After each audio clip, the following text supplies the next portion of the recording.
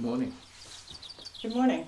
Happy St Brigit's Day. Happy St. Bridget's Day. Isn't it great? It is great. It's a beautiful sunny day. It's lovely. I can't wait to get out and get to work. But happy St Brigit's Day to everyone out there. Welcome to Big Picture Conversations. I'm Pam. This is Tom. Hello. So we wanted to talk a little bit about St. Bridget's Day today. And the beginning of spring, the 1st of February. Okay, St Brigit came into our life almost by accident, but seems to have a real resonance with our path and our direction in life. So it's been a fascinating journey. I suppose you were the first person to bump into St Brigit with Choc Breed, and when I heard of Choc Breed, it sounded so strange. What a strange name to me. I didn't even know what it meant, the House of Brigit. Yeah. And I kind of shied away from it. But I guess you're the person who made that foray, and years later I went over there and I found it very welcoming and a lovely place. It's a beautiful place, yeah. 20 years ago you got introduced. How did that all happen? Well, I was teaching yoga since 1999, and I was at first in the parish centre in Tullow. And I was told a couple of times, you should really look into Choc Breed. It's a beautiful place, it's warm. So I went over and asked about teaching yoga there. And Carmel McAvoy has been there running the place for a long time. And she was very welcoming and absolutely come on in. And so I started to teach there. She's lovely, yeah, amazing. And I was teaching last night. I'm still teaching. Wow. Wow, that is a long track record. Yeah, yeah. And the world has changed a lot in this. It has. In fact, when I started to teach yoga, it was in the era when there was some trepidation about allowing yoga into parish centres because of the perhaps misunderstanding about the religious aspect, and so there was seemed to be a conflict of interest with the religion and the yoga. I do remember people blurting out to you, "Isn't that some kind of religion?" Which sounded a little bit more like it was a cult rather than a sort of a form of exercise. And now everybody's doing it, including priests. Athletes, everyone. So, but yeah, St. Brigit. So, I thought that this would be an interesting moment to chat about a book that we've come across called The Serpent Goddess. It's this here book, The Women, Religion and Power in Celtic Ireland, written by Mary Condren in 1989. So it's quite a long time ago. It was interesting because that only came into my life, our lives, quite recently. Yes. Even after we started doing our our courses, our system change, our personal development courses at Choc Breed, which was, for me, that was when I really felt the love. Yes. From Choc Breed, and for me it was very resonant because even back then I remember looking it up and say, oh, where is Choc Breed? What's the telephone number? Who do I talk to? And finding out that their website is actually from Australia and part of the Brigidine sisters, which is a group of people, and I started to really love this idea because it resonated with what we had been doing. Right. Because Astrea is a woman, a goddess, a female. Astrea is the goddess of truth and justice. And Brigit, St. Brigit and the Brigidine sisters, what is she all about? She care for the earth, peace, equality, justice. So it's almost like it was a reincarnation of the idea of Astrea in the Celtic world. That there was a female who would look after people. So I really like that. And nature. We found out very soon after we started our work in system change that nature is the teacher. And it's the first thing that they mention about St. Brigit. Right. It's care for the earth. So that means if you're caring for the earth, you have to work with nature. So I loved that idea. Yeah. So. Yeah. But it wasn't until later that I found out more about St. Brigit as an idea, and that she came from a goddess, and that there was that transformation in Irish culture. But well, I think it's worth asking how you came upon this book, because it's about goddesses and female saints. And by the way, it's It's a particularly special St. Brigit's Day today because it's been recognized as a national holiday. It's been made into a national holiday for the first time for a female saint. So to me, I hope I see a trend in the direction of female empowerment, although there are so many instances around the world in this fractious time where females are still being pushed down and their rights are being trampled upon and removed in very violent ways in some instances. Yeah, but we're just seeing now, I mean, on the news every day, particularly against women in, what is it, Afghanistan, Iran. No education, they're no being access, just really slavery. Killed and sentenced to death for protesting against not having to wear a headscarf. So it's very violent. And even in America, with the reversal of Roe versus Wade. Yes, of course. I mean, it's a health issue. That's the message that's trying to be given across. It's a health issue. It's not some kind of political game. I think you're right. It's a very fundamental right that's being removed. It's the right to choose that's being removed. I think it's worse than that in America, because what shocked me was when you mentioned Roe versus Wade, and you're 100%, what is going on? And what shocked me the most was the Judge Alito. His opinion for the court saying that we're overturning this was quoting somebody from, I think it was the 17th century. Right, that's right. Who actually was saying that women are possessions and chattels. And that was his justification for supporting the removal of this law. And I think that is just a tragedy, that this is passing by under everybody's eyes and it's being accepted. So it's sad. I think you're right. Female empowerment, I think you said, and that's very important.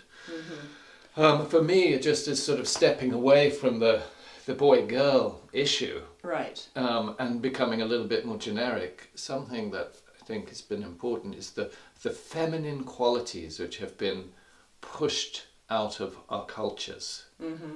And I think the story of St Brigit tells that story of the feminine qualities being pushed out of our culture and being replaced with much more masculine, power-hungry qualities. Okay.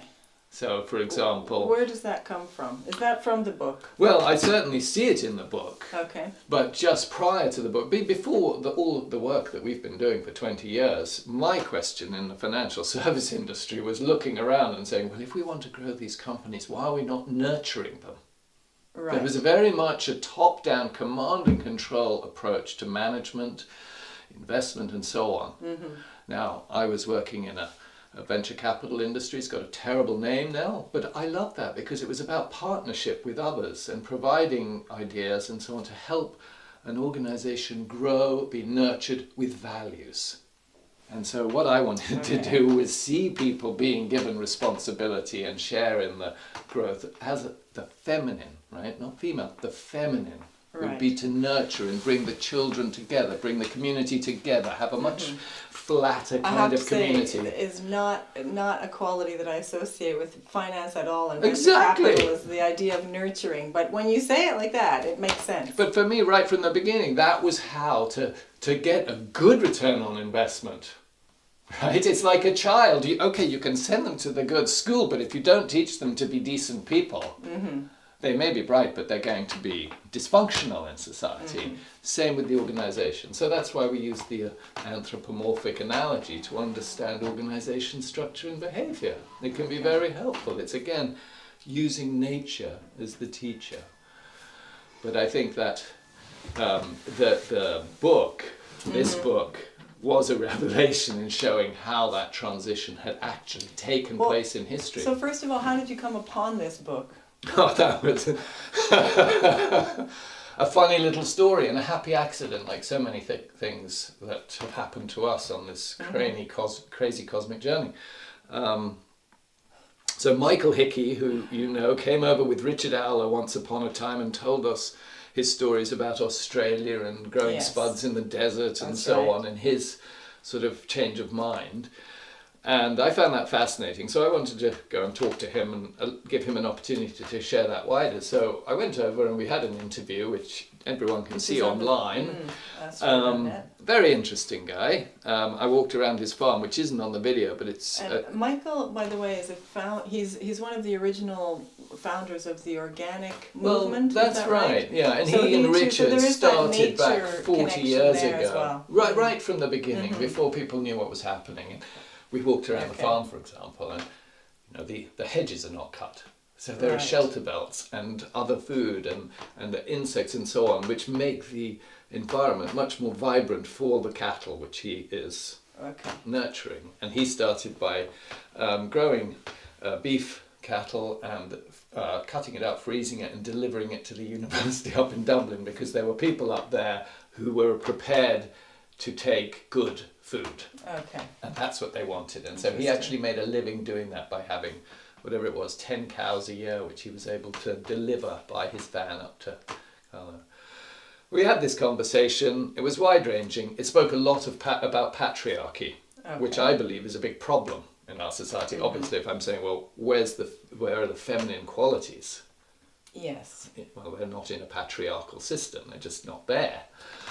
And Ute, Michael's wife, was around and heard the conversation afterwards. He says, if you want to know about patriarchy, get this book. This is the Bible. And she showed it to me, but gripping it firmly to her chest. Would not let me have a copy because they'd lent a copy a couple of times previously and never saw the book come back. So it is a very interesting book, very well researched, full of references. Written by Mary Condren. She is a very modest author. Okay. Which I find do you interesting. What I mean is that she does what she thinks is right. She doesn't go around saying this is the truth or anything like that, or a history. She specifically says this is a story, an interpretation of the stories that she was able to collect. Right.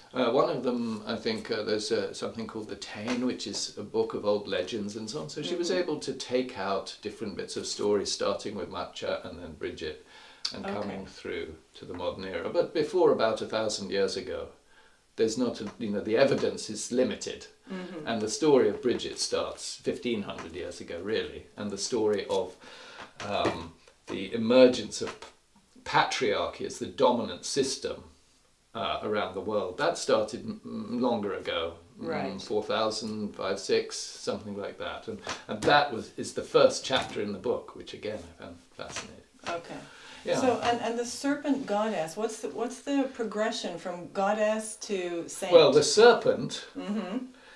I find it quite interesting, and you really have to read the book because it is dense. You can read a page, and it'll take a while to digest. Yes, I've tried.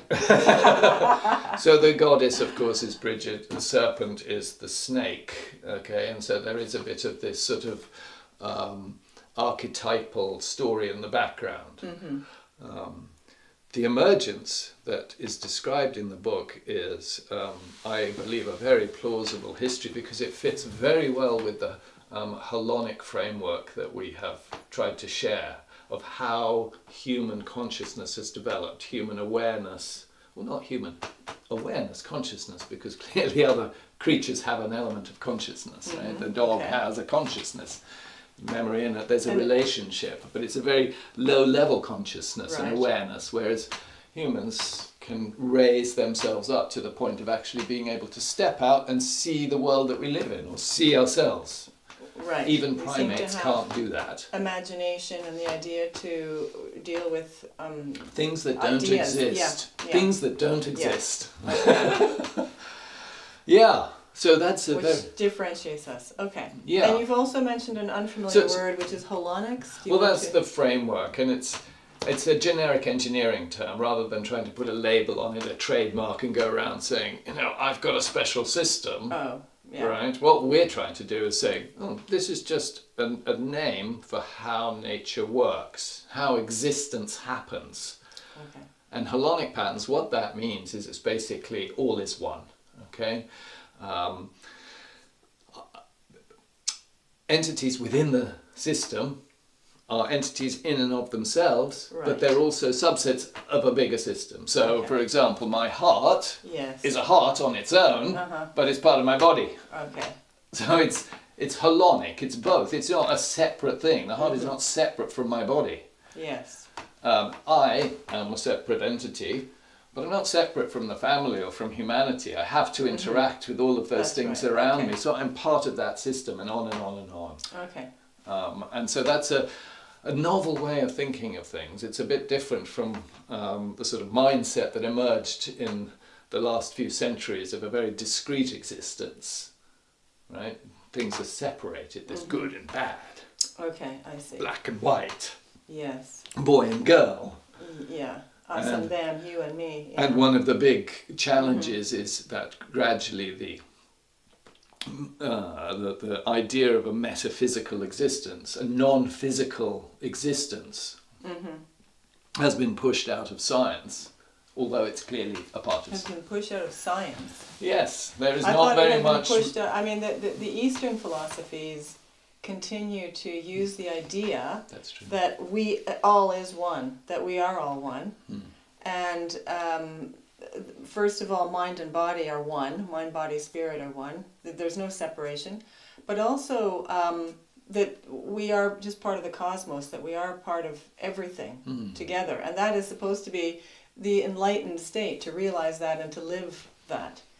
And then Fritjof Capra, in his book The Tao of Physics, was trying to bring that to equate quantum physics with that idea. So I thought it was actually coming back into science, or science was recognizing that a bit more now. Some branches, like Dr. Capra, are, but it's certainly not in the textbooks, and that's where it matters. It's not in the journals. Right. Okay. Okay, the development of science is much now fueled by money. And so a researcher in a university has to produce a paper that's going to get published in order to stay in the school. And in order for the paper to get published, it's going to be reviewed by people who want to keep telling the same story. So it's become a little bit corrupted. And we have to be careful of the institution of science being different from the scientific process. Right. Okay. Fair enough. And one of the words you mentioned was philosophy, when you refer to the ancient ideas and so on. And I think those are fair to look at them, but they're not science. So we have to, again, one of the things we're trying to do is make it a universal perspective, not try and put labels on it saying it's this, not that, and that, not this. Right. Okay. To be more inclusive in the approach. But getting back to the story of Brigit and the emergence of patriarchy, that connects back to these ideas of survival. So the holonic framework suggests that at the very basic state, we need to breathe, eat, and find shelter. And those are survival behaviors. Right. And if those are satisfied, then we can start to look at ourselves, which is that human capacity to step out ourselves, metacognition. And then as we become confident, we develop our own sort of self-esteem and understanding of ourselves, we can collaborate more easily with other groups, people, organizations, and we can organize better. So these are then increases in the complexity of consciousness and awareness and interaction. And all of those behaviors are quite exclusive. They don't necessarily, they're defensive at a certain level. Defensive? Yes, protecting, survival. Oh, the lower okay, are very yes. much survival. Yes. And later on, there are boundaries to the level of cooperation or organization. They will be within your tribe or your group, and it's more difficult to step out. But if one develops awareness at that level of complexity, then there's a change in our perspective. And that's when we, conscious creatures, can step back and see the integrated nature of their existence and others. And if you refer to your ancient texts, Yes, it's at that stage where you let go of yourself. Ah, letting go. Right. Very difficult. Letting go, and then you integrate, and then holonic. If you can become the holonic state, then you adapt to the situation, great compassion, and these are fulfilling behaviors. for your full self, your physical and your spiritual self. Okay. Well, So that does sound like the route that is described towards enlightenment, that you move, and also the hierarchy of needs that Maslow described. that you would be the first 4 stages or so, there 4 are or 5 different stages. systems that seem to talk about that evolution. Well, we talk a lot about that in our book Common Sense, and try and describe those patterns which all reflect one another, so there's some kind of observed consistency. Again. I was describing the Hellenic framework to give a background to the story of the emergence of the dominant patriarchal system in our world today. Okay. Because it started in a survival situation. Okay, so you have nomadic tribes in North Africa, the east of the Mediterranean, and they are being encroached upon by other clans and tribes as populations grow and people are looking for resources. And this is going on thousands of years ago, 4,000, 5,000 years ago. And these tribes realized that they could not survive on their own and they needed to come together. And in order to do that, they created a story. They put all of their pantheic ideas into one bucket to get a unity. And they created a story about Yahweh. And everybody had to follow Yahweh. And the commands of Yahweh came through the various men. Right. Okay? And so what they created was a power structure so that all of the tribes could work together to defend themselves from the groups that were coming in. And it worked quite effectively, and it became sort of institutionalized. Right. And then you have monotheistic religions. So that emerged as Judaism. Okay. And then Judaism gave birth to Christianity and Islam with very similar structures. And it is that kind of patriarchal pattern, system, dynamic structure which came to Ireland in the 4th, 5th century when Brigit was supposed to be around. And it had started emerging almost immediately with Christianity.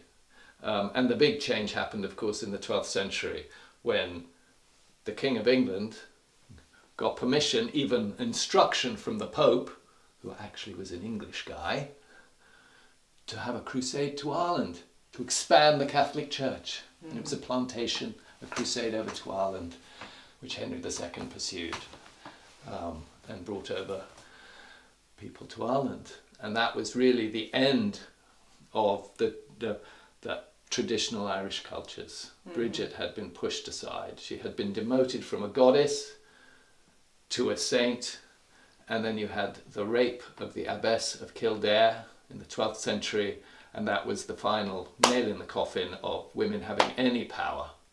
The Brehon law had been basically pushed aside, where women could own property, not in Christianity. They were chattels. Okay.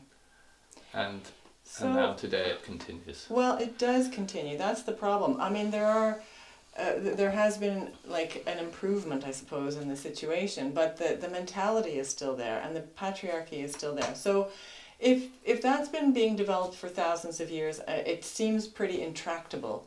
So how does one go about changing that system? Well, actually, I'd like to say a very positive thing about Ireland, which is that it's been very progressive. Certainly in the last 2 decades. Yeah, with the marriage rights One changed. of the first. Voted for, yeah. Good. And even our leader, Leo Varadkar, being voted in, and so nothing to do with his ethnicity or Yeah, desires. His personal life was not an issue. That's right. His competency as an administrator very and forward a thinking. leader was what people were happy enough with, and So it wasn't an issue. there's definitely hope and progress, but you know, how much hope is there, and where are we in the...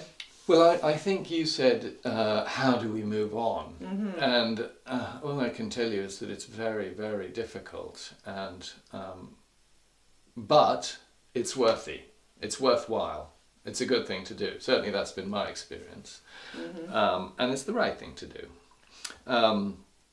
Mary Condren's book gave me another kind of perspective which had eluded me. Okay. And this was, what is not patriarchy?